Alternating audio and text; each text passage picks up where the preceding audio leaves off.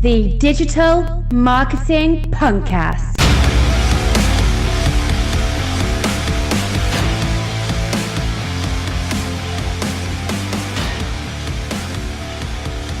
Hello everybody and welcome to the active resistance against bad digital marketing missold by a seedy underworld of digital agencies to small businesses across the world. Every episode I will try and help you clear up the mystery surrounding this digital voodoo that we call digital marketing as we strip away the geek speak and the sales bullshit you may normally hear to give you clear, accessible answers which allows you to empower yourself with your own DIY digital marketing. This is Digital Marketing Punkcast and I am Digital Marketing Punk, and this is episode number 12, and today we're talking about Google My Business. No guest this week, just me, so if you're sick of hearing my voice already, then I would turn off now. This episode was recorded in December of 2018, by the way. Okay, so real short episode this one. I don't want it to be too long. As I said, no guest this week. It's just me, Digital Marketing Punk, helping you with one thing that I've noticed in the last couple of weeks is going to be something which has sort of delved into insignificance recently, and that's Google My Business. Some people call it Google My Places. Some people call it, I don't know, Google Local. It has lots of different names, but I can assure you Google My Business is its actual title. So please don't call it anything else, otherwise you make me mad. Right, Google My Business. The reason I'm doing this is because I bet you, if you have a business, certainly a local business, you run a coffee shop or a laundrette, or, you know, I don't know, you're a plumber, you probably have a Google My Business. If you've been running a while, you probably have a Google My Business, because years and years ago, someone told you, oh, you need to do this thing, and someone sent you a link and you signed up, and then you forgot all about it. You probably don't even know your login. But I bet you, if you go away now, if you're one of these people, if you go away now, Google your business, okay, just put your name, your brand name in, type it in, and then on the right-hand side, if you're on a desktop, on the right-hand side, you will see a listing of your business with your title there. It might have your logo, some information in there, and it will be completely out of date. If you're on a mobile and you've, you know, as most people are now, as they're searching, and you go and Google your brand name, you'll probably see it right there in front of you. Right at the very start of the search results page, and you may see, again, it's a little out of date, and that's because most people just forget about it. They set it up and then they forget about it, and that's understandable, but I can assure you now is the time of all times to go away and revisit your Google My Business account. Yes, I know Google Plus went horribly wrong, and all this data leaking and all that stuff, but I can really assure you that if there was any time to start reconsidering Google My Business, if you think it's just this little tool that you never really use, it was like Yelp and what was the other one? You know, Yellow Pages or Yell.com. It's not anymore, okay? It's so much more powerful than it used to be. So you need to go away and find your logins, you know, on that little post-it note that you've probably put under the side of your desk. Go away and find that login and log back into your Google My Business now, because the year of 2018, as we draw to a close of it, has been one of the most active years for Google My Business in my living memory. And there's so many reasons for that. And that is because the link between Google search and local results and local SEO, I suppose you can call it, and Google My Business has got closer and closer. And if you are one of these businesses who wants to improve their local SEO and target those in your area with search terms relating to your services or your products, then Google My Business is more important than ever. And it stands to reason, because what used to happen on Google My Business is you go in, you type your address in, you type your name of your business in, and that was pretty much all the information you could put in. Oh, you might be able to put a logo or a picture or something, but that was pretty much all the information that you used to get. Now that is couldn't be further from the truth. And I'm going to go through a list of changes that's happened to Google My Business in the last year that will make you realize just how much information Google can store about your business. And the reason that's important is the more information that you have on your Google My Business listing, then the more Google is going to understand about your business. Someone goes away and types in a search term relating to your services or your products, and Google doesn't understand your business enough to be able to rank you high enough, then you're not going to get that traffic. You're not going to get that customer.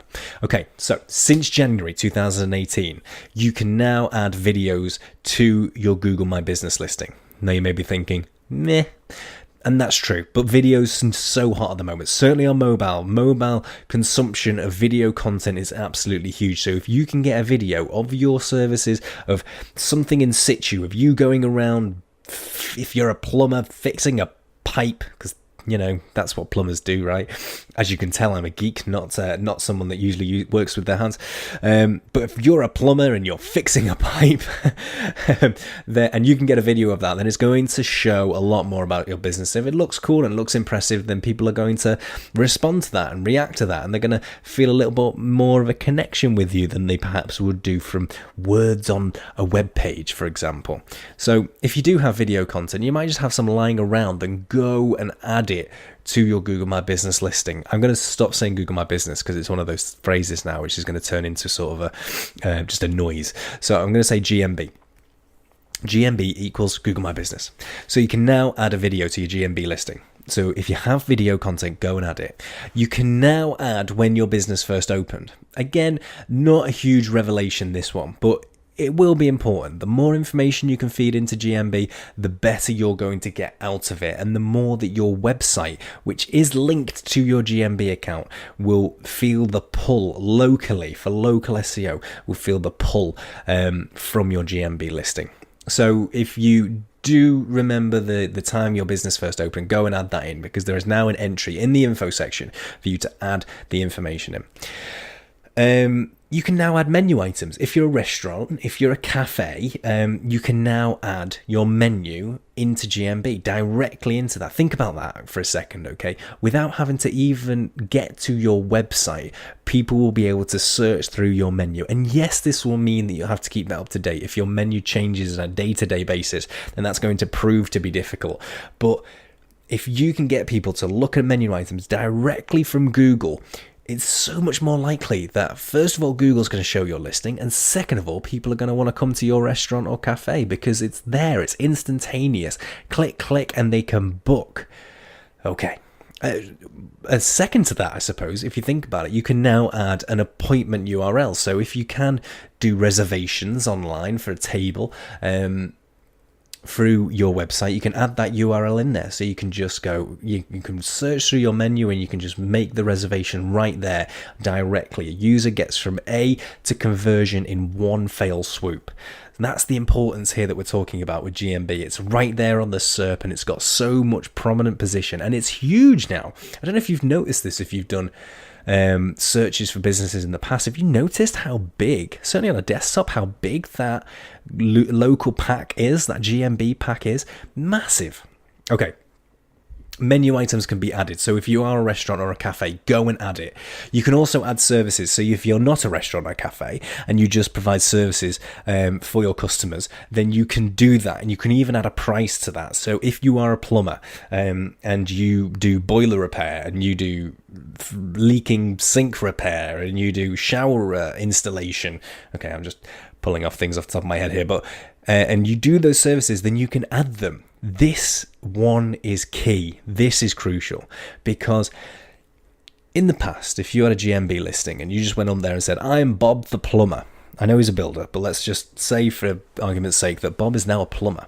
He's changed course, okay? He's not. His back's gone. He needs to ease his back, so now he's a plumber. Not that being a plumber is going to ease your back in any which way, but still, if you think about it, you have a myriad of different services as a plumber. Okay, you're a plumber, so you're expected to do a series of things, but what are people actually searching for? Well, nowadays, people aren't just searching for plumber in Liverpool or plumber in Manchester anymore. They're searching for the thing which they are looking for. I have a leaking shower, for example. I don't, but let's just say I have. I have a leaking shower. So I'm going to put into Google leaking shower.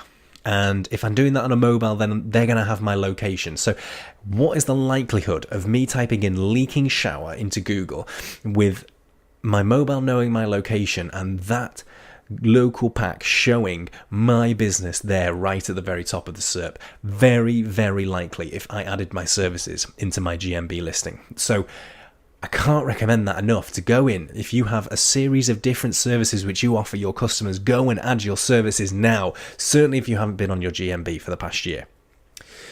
You can also add a description field. A weird one, this, because for some reason in my head, I always assumed, I thought you could always add a description to your GMB, but apparently you couldn't. And you can now add a description about your business. So you're no longer just your brand. Let's say it was me. My brand is Digital Marketing Punk. I'm not going on Google My Business anymore and just typing in Digital Marketing Punk. I can now say, well, Digital Marketing Punk is, a podcast host and a podcast, and he's a speaker, and he's a consultant, and he's a digital marketing trainer, and he does all these things. Okay, I can actually describe exactly what my business does to these people, and that will be shown from the very offset. And it's not just showing that to people, it's showing that to Google, so Google can get that contextual information that it requires. And I know I always say it, and other SEOs will say it as well, that you're not optimizing for a robot anymore. At least you shouldn't be. That's a bad path to go down. But when it comes to GMB, there is that balance you need to take into consideration. You need to give enough information for Google to understand it. Don't take Google for granted. It's smarter than you think. It's smarter than me. It's probably smarter than you. So you need to give it enough information and make that content appealing enough for a human to understand and to feel enticed to go and book an appointment with you, to go through and do that. So you should be adding the description in so Google gets that contextual information and humans get that contextual information as well. Okay. Posts. This is a massive one that happened this year. Okay. You can now add posts to your GMB listing. It's kind of like a weird ass social media that you can have through the search engine results pages. So what you can do now, if you log into your GMB listing, you can now sort of post out and promote events and services and products that you want to sort of get out there onto the people that are searching for your business, which is really cool, actually.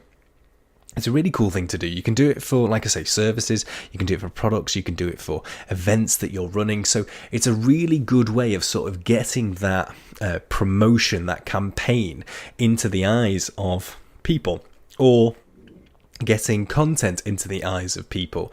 As long as you make it appealing, as long as you're doing it well, if you're doing it often enough, you'll probably find you're going to get the results from that as well. So you can now add posts, and you can link off to pages in your website and things like that. A really good feature, that. And if you're not doing it, your competition will. So you should be doing it. You should be thinking about it. And again, it's just giving that giving Google that contextual information for it to work off. And also think about this from Google's point of view. And that's what I always try and get my clients to think about it. Think a bit from Google's point of view. If you're the one that's not adding posts to your GMB listing and your competitors are, who would you pick to show at the top of the results?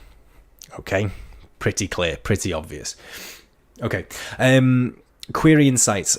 You never used to be able to get this, but you can now get query insights. That means what people are searching for in order for your local pack, your GMB listing, to show up on Google.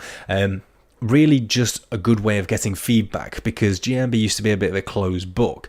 You used to just hope, cross your fingers and hope, and obviously you could do tests by putting in different things into Google and stuff, but it used to be just a case of hit and hope. So now you can get those insights. So if there are, I was speaking to a friend of mine on LinkedIn recently when I made a post about this, and he was saying that he has a company, a sort of a business name which is not generic, but it's not a typical brand name. It's not like Nike, which doesn't mean anything else. It doesn't mean anything else. It's like a Greek goddess or something, isn't it? But it's a brand name. It means other things, and it can have different connotations. And he was saying that if he put his brand name in all in one word, not separated out in the words, then he gets his listing appears, it instantly appears right at the top. But if he separates it out, he doesn't get it. So he can get that information from the queries insights, and he can see, okay, what is triggering my Google My Business, and that's the information you need to think, okay, well, maybe I need to add this information into my GMB somewhere, or I need to add this service in for things to be triggered in this way. So really good information that you can get out of GMB now. Okay, next one, call button. There's now a call button. There never used to be a call button on GMB, but now you have a call button. That means that if you type your phone number in, which you can do on GMB, if you hit the call button on a mobile, it will just call the business rather than sending you off to a web page, which is really good. Again, just that instant gratification thing. If you're typing in a brand name, the user just wants to be able to contact that business as quickly and easily as possible. So you can now do that. So if you're not updating your GMB listing, and you're not getting the results or the ranking in your GMB in your local searches, then you could be missing out big time on those sorts of click to calls. People just clicking the button and going, right, I want to call them. Okay, moving on. You can now follow a business. So we talked about posts before, how you can add posts. So people can now, directly from the search results page, just click follow, and they'll now follow all of your business updates. Again, think about the audience that you can build and grow. And I can understand people thinking, oh, it's just another thing for me to update. I've got Facebook, I've got Twitter, I've got LinkedIn, I've got Instagram, I've got Snapchat, and now I've got to think about GMB. Yes, you do. And when people sort of come to me and say, oh, I've got all these things to update, you're spreading yourself too thin. Where's your audience hanging out? Are they actually hanging out on Twitter? Maybe not. Are they actually hanging out on Snapchat? Is your audience 12? Then they're probably not hanging out on Snapchat. So you need to take those considerations in. Centralize. And to be honest, everybody's using search. There's no designated audience with search. So you really should be prioritizing that quite high. And if you don't see the results, you don't see the results. You stop using it, but you should damn try. And that's the point. So you can now follow businesses from Google My Business, which is really, really cool if you're posting really good. Black Friday's just been, so you could post about your Black Friday offer, and people that are following it can see it instantly. I'll probably get pushed straight to the phone as well, which would be cool. So all those changes for Google My Business happened this year. What will happen next year? And the idea around this is pretty sound, because if you think about it, Google needs as much information which it can sort of tag and contextualize in a way for the likes of voice search and Google Assistant and things like that. We saw at Google I/O this year, that with Duplex, you're going to be able to instantly call a business up, and Google Assistant will be able to make the appointment for you. So it's still going to need that information, that contextual information, to be able to have a better conversation, to be able to interact with the business easier and quicker. So that's all Google's trying to do. We also know from research that's come out recently is that the link between local SEO and GMB has become stronger. It used to be a lot looser. Used to be more designated around just sort of having those location landing pages in and making those. Now Google say they're spammy. We don't want that kind of thing. It's kind of tarnishing the reason of quality content. So now we're making a stronger post for GMB and making a stronger listing. You're going to get that traffic come through that. And it makes sense. Google's giving you this real estate, which you need to use. It's giving you this potential traffic, which you need to utilize. So my advice to you very, very quickly, and the last thing I'm going to say, if you haven't updated your GMB listing in the past year, go and do it now and fill out all the information that you can, and do it quickly before your competition does. Okay, thank you very much, and thank you for listening. I would love to hear if you have any questions, queries, feedback, if you need help with Google My Business, if you feel I've missed something about Google My Business, do get in contact. I'd love to hear from you. You can email me, punkcast@digitalmarketingpunk.co.uk. You can connect with me all across social media. Find me on Facebook, facebook.com/digitalmarketingpunk. You can find me on Twitter @punk_digital and Instagram, Digital Marketing Punk. Also connect with me on LinkedIn by searching for Digital Marketing Marketing Punk and my lovely, beautiful face will appear right in front of your very eyes. And if you haven't done so already, it would be really great if you could subscribe to this podcast. And if you really love it and you enjoy what I'm doing, first of all, tell me just so I can go, but also give me a 5-star review on iTunes and whatever platform that you're on. That'll be absolutely fantastic. I hope you'll join me on the next episode of the Digital Marketing Punkcast. So have a great day, and don't forget, go and update your Google My Business listing. Do it now.